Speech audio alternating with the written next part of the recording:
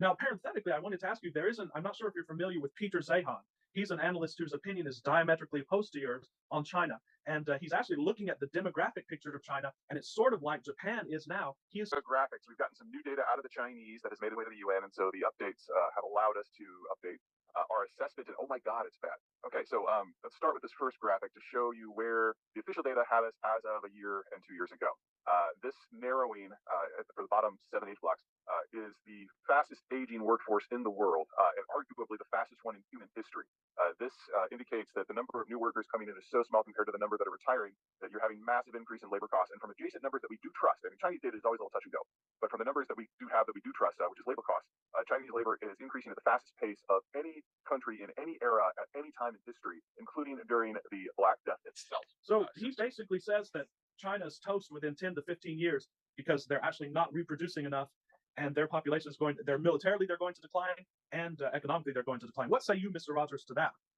Well, one of the first things I noticed was he says the Chinese numbers are suspect. Does he say Washington's numbers are not suspect? You believe anything that comes out of Washington, D.C.? I mean, my God, I've been listening to Washington for decades, and I'm always shocked at some of the things they say. Or Germany. Oh, my gosh. What governments do you trust? I have learned if you listen to governments for your investment advice, you're not going to get very successful. So, but to the other point, it seems to be happening. What I read the same thing he does. It seems that China is having a demographic problem. This has happened to many countries throughout history. 400 million Chinese.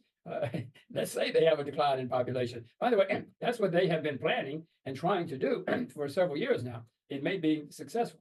Does it mean the end of China? I don't know. We'll wait and see. In Japan, it is happening.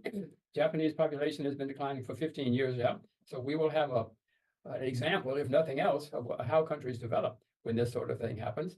European countries have been declining, but they have a lot of immigration, illegal, but they still have immigration. We in the US have a demographic problem, but we have huge immigration to make up for it.